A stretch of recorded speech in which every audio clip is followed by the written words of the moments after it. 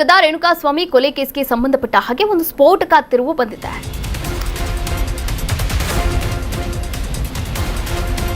ಚಿತ್ರದುರ್ಗದ ರೇಣುಕಾಸ್ವಾಮಿ ಕೊಲೆ ಕೇಸ್ಗೆ ಒಂದು ಸ್ಫೋಟಕ ತಿರುವು ಸಿಕ್ಕಿದೆ. ಪ್ರಕರಣದ 17ನೇ ಸಾಕ್ಷಿಗೆ ಅಪರಿಚಿತರಿಂದ ಬೆದರಿಕೆ ಹಾಕಲಾಗ್ತಾ ಇದೆ. ಬೆದರಿಕೆಯ ಕರೆ ಬರ್ತಿರೋ ಕಾರಣಕ್ಕೆ ಭದ್ರತೆಗೆ ಆದೇಶವನ್ನ ಕೂಡ ನೀಡಿದ್ದಾರಂತೆ. ಆ ಸಾಕ್ಷಿಗೆ ತಕ್ಷಣ ಭದ್ರತೆ ಒದಗಿಸುವಂತೆ ನ್ಯಾಯಾಲಯ ಕೂಡ ಖಡಕ್ ಸೂಚನೆಯನ್ನ ಕೊಟ್ಟಿದೆ. ತನಿಖಾಧಿಕಾರಿಗಳಿಗೆ ನ್ಯಾಯಾಲಯ ಖಡಕ್ ಆಜ್ಞೆಯನ್ನ ಕೊಟ್ಟಿದೆ. ಚಿತ್ರದುರ್ಗದ ರೇಣುಕಾಸ್ವಾಮಿ ಕೊಲೆ ಪ್ರಕರಣ, ಈ ಪ್ರಕರಣಕ್ಕೆ ಸಂಬಂಧಪಟ್ಟಂತೆ ಈಗಾಗಲೇ 17 ಜನ ಆರೋಪಿಗಳು ಅಂತ ಗುರುತಿಸಲಾಗಿರುವಂಥದ್ದು. ಆದರೆ ನೋಡಿ, ಇಲ್ಲಿ 17ನೇ ಆರೋಪಿ ಸಾಕ್ಷಿ, 17ನೇ ಸಾಕ್ಷಿಗೆ ಅಪರಿಚಿತರು ಬೆದರಿಕೆಯನ್ನ ಹಾಕಿದ್ದಾರಂತೆ. ಅಂದರೆ ಜೀವ ಬೆದರಿಕೆ ಕರೆ ಬರ್ತಾ ಇದೆ. ಹೀಗಾಗಿ ಭದ್ರತೆಯ ಮೊರೆ ಹೋಗಿದ್ದಾರೆ. ಪೊಲೀಸರ ಮೊರೆ ಹೋದಂತಹ ಸಂದರ್ಭದಲ್ಲಿ ತನಿಖಾಧಿಕಾರಿಗಳಿಗೆ ನ್ಯಾಯಾಲಯ ಖಡಕ್ ಆಜ್ಞೆಯನ್ನ ಕೂಡ ಕೊಟ್ಟಿದೆ, ಅವರಿಗೆ ಭದ್ರತೆಯನ್ನ ಕೊಡಿ ಅಂತ.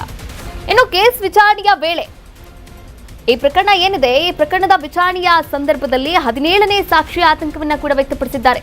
ತನಗೆ ಬಂದಂತಹ ಬೆದರಿಕೆ ಬಗ್ಗೆ ಹೇಳಿದ್ದಾರೆ ಆರೋಪಿ. ನನಗೆ ಕರೆ ಮಾಡಿ ಕೆಲ ಅಪರಿಚಿತರು ಬೆದರಿಕೆಯನ್ನ ಹಾಕ್ತಾ ಇದ್ದಾರೆ. ಕೋರ್ಟ್ನಲ್ಲಿ ನಾವು ಹೇಳಿದಂತೆ ಸಾಕ್ಷಿಯನ್ನ ಹೇಳಬೇಕು. ಜಡ್ಜ್ ಮುಂದೆ ಬೆದರಿಕೆ ಬಗ್ಗೆ ಹೇಳಿದಂತಹ 17ನೇ ಸಾಕ್ಷಿ. ಜಡ್ಜ್ ಮುಂದೆ ಈ ಬೆದರಿಕೆ ಕರೆ ಏನ್ ಬಂದಿತ್ತು, ಈ ಕರೆ ಬಗ್ಗೆಯೂ ಕೂಡ 17ನೆಯ ಸಾಕ್ಷಿ ಬಿಚ್ಚಿಟ್ಟಿದ್ದಾರೆ. ಆರೋಪಿ ಹೇಳಿಕೆಯನ್ನು ಗಂಭೀರವಾಗಿ ಪರಿಗಣನೆಗೆ ತೆಗೆದುಕೊಂಡಿದ್ದಾರೆ ಜಡ್ಜ್. ತಕ್ಷಣ ತನಿಖಾಧಿಕಾರಿಗಳಿಗೆ ನಿರ್ದೇಶನವನ್ನ ಕೂಡ ನೀಡಿದ್ದಾರೆ. ಬೆದರಿಕೆ ಬಗೆಗಿನ ವಿವರದ ಅಫಿಡವಿಟ್ ಅನ್ನ ಸಲ್ಲಿಕೆ ಮಾಡಿ ಆರೋಪಿಗೆ ಸೂಚನೆಯನ್ನ ಕೂಡ ನೀಡಿದೆ ನ್ಯಾಯಾಲಯ. ದಚ್ಚುಪವಿಯ ಆರೋಪಿಗಳಾದಂತಹ ಹೈ ಪ್ರೊಫೈಲ್ ಕೇಸ್ ಇದಾಗಿರುವಂಥದ್ದು. ಸುಪ್ರೀಂ ನಿರ್ದೇಶನದಂತೆ ತ್ವರಿತವಾಗಿ ಟ್ರಯಲ್ ಕೂಡ ನಡೀತಾ ಇದೆ. ಟ್ರಯಲ್ ಮಧ್ಯೆ ಸಾಕ್ಷಿಗಳಿಗೆ ಅಪರಿಚಿತರು ಬೆದರಿಕೆ ಕೂಡ ಹಾಕಿರುವಂತಹ ಘಟನೆ ನಡೆದಿರುವಂಥದ್ದು.